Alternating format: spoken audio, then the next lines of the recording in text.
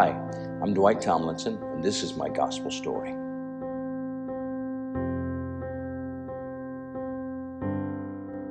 I was born in 1950. My parents moved to California when I was 10 years old. We lived in Watsonville. It's a city across the mountain there, not too far from here, over by Santa Cruz. And there in Watsonville, I ended up getting into the wrong crowd as a teenager. Dropped out of school when I was 16, joined the Army at 17, went to Vietnam at 18. While I was in Vietnam, the first time I actually went twice, my parents got saved in a little missionary Baptist church in Watsonville.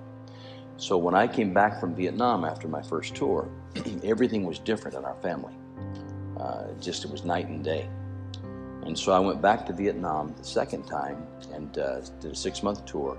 But the difference in the first and the second times I was in Vietnam was that the first time I didn't know about God.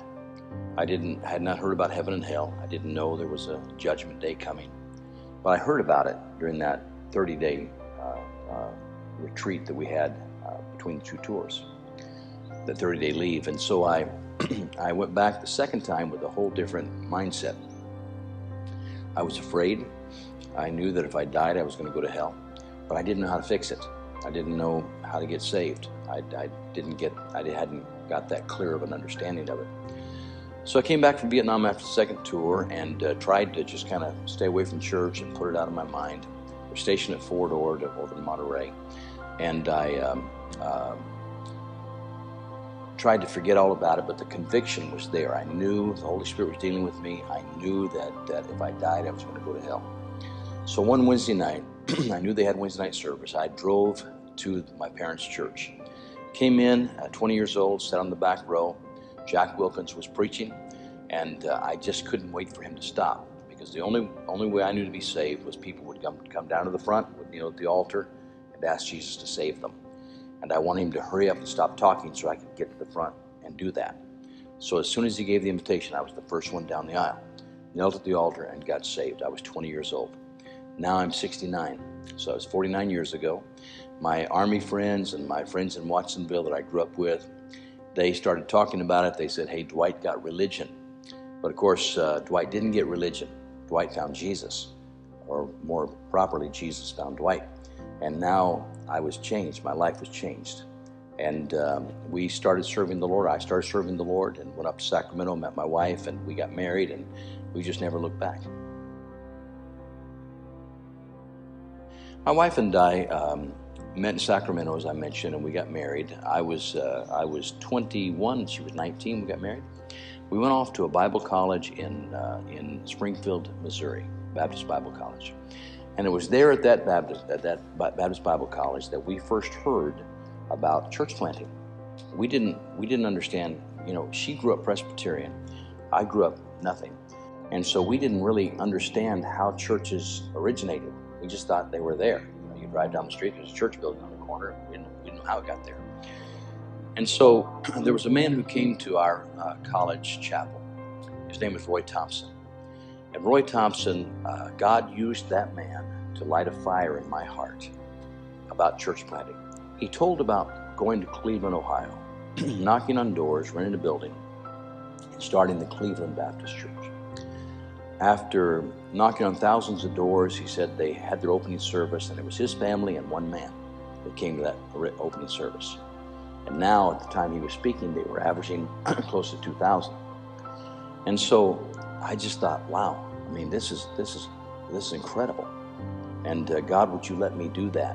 When the invitation was given, Gail and I both knelt at the altar. We asked God to help us, and if he would allow us to go back to California and start a church.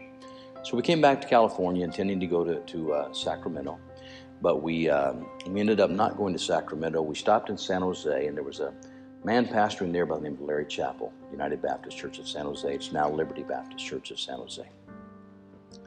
And Pastor Chappell challenged me to come to Redwood City. We'd never been here before. We didn't know anybody. We didn't have a prospect. I say we didn't even have a suspect. Nothing. And so Larry Chappell said, I'll give you $50 a month for 6 months. And then he said this to me. I was 24 years old. He said, young man, any preacher worth his salt will be self-supporting in 6 months. So I came to Redwood City, and I found out two things very quickly. Number one, you can't live on $50 a month, even in 1974. Number two, I'm not worth my salt, because it was about 2.5 years that I had to get side jobs and drove a school bus, delivered newspapers, cleaned houses, did whatever we could to make a living for those 2.5 years until we were able to gather a little congregation together. So that was the beginning of Redwood Baptist Church. We called it Redwood Baptist Temple. And we did that because, again, back in the South where we had gone to Bible college, there was a movement. There were a lot of churches called, that they used their word temple. And so those were the largest growing churches, fastest growing churches in America at that time, 40 years ago. So we thought, well, it must be in the name. We'll do it too. And so we came out here, and then we found out that, it was a different world in California. Temple meant it was a Jewish temple. And also there was a church, I use the term church very loosely. There was a church in San Francisco called People's Temple. And People's Temple, most of you won't remember this, but it was a cult leader by the name of Jim Jones. And so the word temple was not going over well with churches. So we dropped the word temple and called it Redwood Baptist Church. And then, of course, the rest of it's history. We stayed here for 10 years, and then God led us to go to Hong Kong, where we started a church there in Hong Kong. And after me, there came a man by the name of Don Ohm. Don Ohm was from Canada. He was American, but he was pastoring in Canada at the time. And he came here and did a good job. And then he was followed by a man by the name of Harry Jackson. I believe Harry Jackson stayed about the same amount of time. Again, did a good job. I was able to preach for both of these men. And then I think the chronology is that there was a man by the name of David Azzarello who came after that. David Azzarello stayed for a number of years.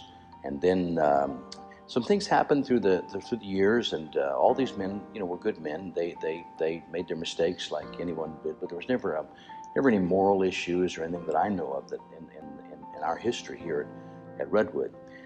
But the church had dwindled down to a point where numerically, financially, they were really in trouble. And so God, at that point, led several years ago our current pastor, Ryan Johnson, to come here. And my wife and I were thrilled when that happened, because we already knew Brother Johnson and his wife, Sarah. We knew their family, and so when he came, we thought, this is from God, because Redwood has always had a special place in our heart.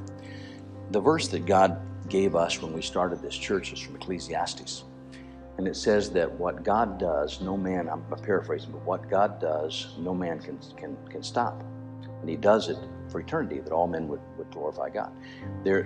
God led us here, and it was never about us. It was never about me. It was about the need for an independent Baptist church in Redwood City and in this peninsula that loved people, loved God, loved people, and wanted to serve. And so now we had a pastor, not that the others did not have that heart, I don't mean that at all, but now, for sure, in Ryan and Sarah Johnson, we had a pastor and wife that was their heart. He wasn't here to build a name for himself or to